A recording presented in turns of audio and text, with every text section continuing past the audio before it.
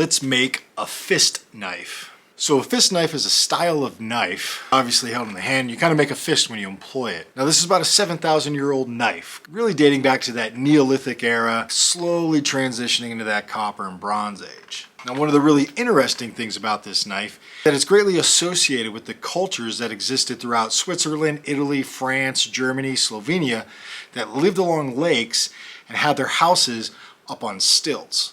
And when I mean stilts, these houses weren't actually above water. They were above more like marshland or kind of a wetland area. They had very ornate and beautiful pottery.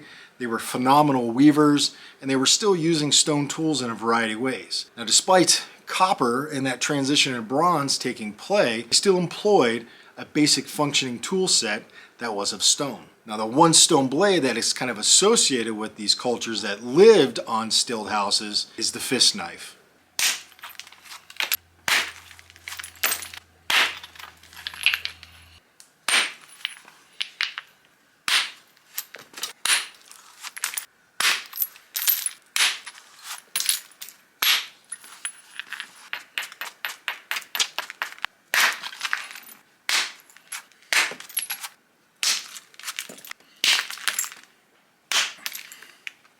This is some unruly stone.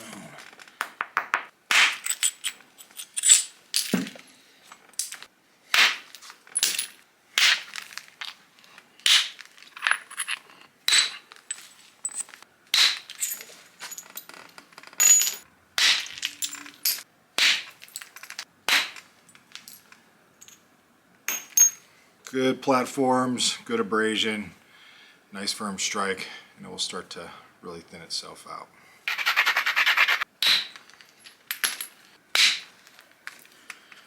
That's a good little flake. Not bad. I'll take that. There we go. I'm gonna try and get this chunk.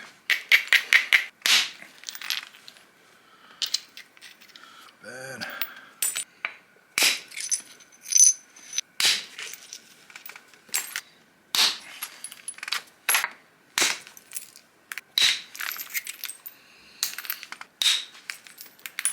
Sometimes with this moose billet, much larger head, more tapered out, more focused. I'll just kind of rotate between the two. A little bit bigger, a little bit smaller, case by case.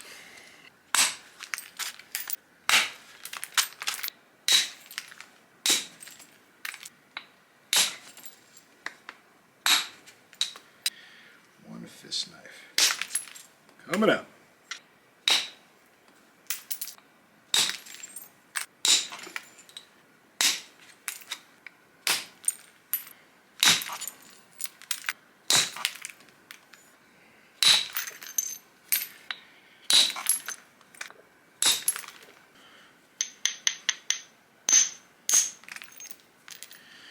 Good.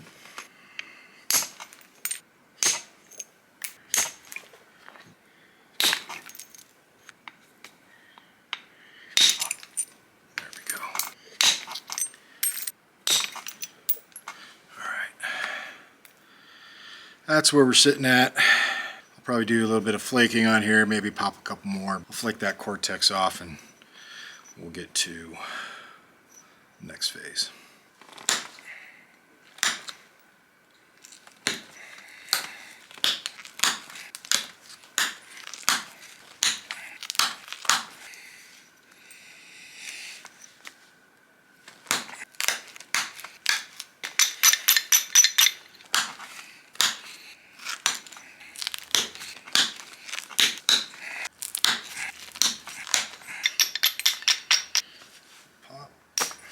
Good.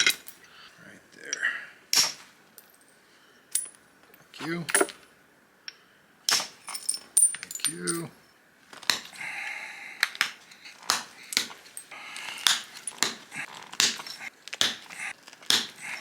If you can develop your skills into pressure flaking without copper, you'll be far more happier in your flint knapping pursuits.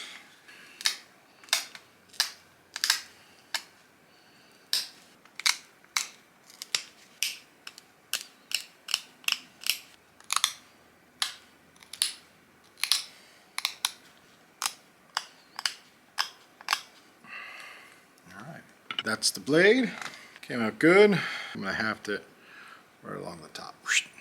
Here's the actual handle for that fist knife. Reason why I have the handle halfway already done is as I was starting to make this blade and I started making the handle first because it's easier sometimes for me to put the stone into the actual handle, I said, shoot, I should probably film this. This is a really interesting knife build. So the only thing I really got to do on this handle is drop the hole in there, put my groove to seat my blade, glue it up, and then it's a fist knife. Let's put the groove and then we'll drill the hole.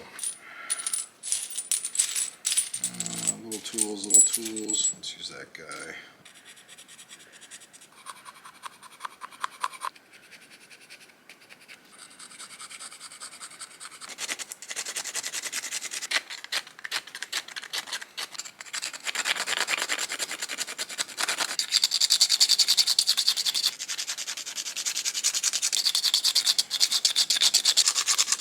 Scraping out the inside wall with that flat edge.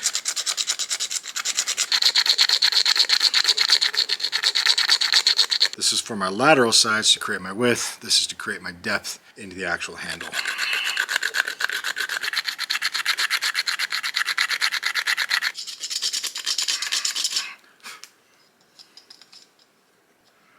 Alright.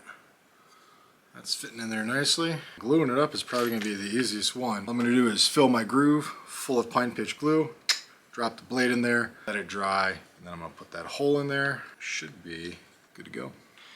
Glue, blade. Get in there. So it's dropped in there, and I'll just use one flake to kind of take that glue out. It's still warm.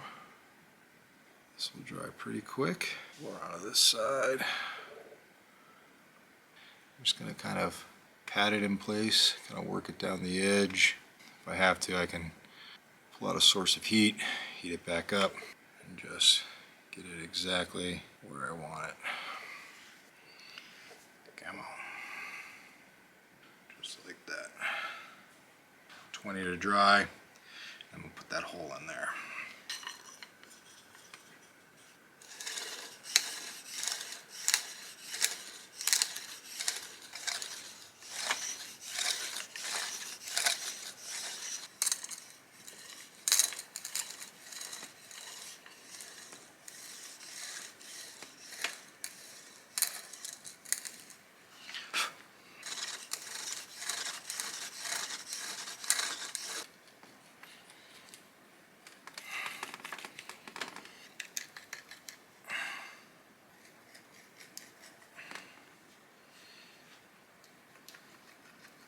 There we go.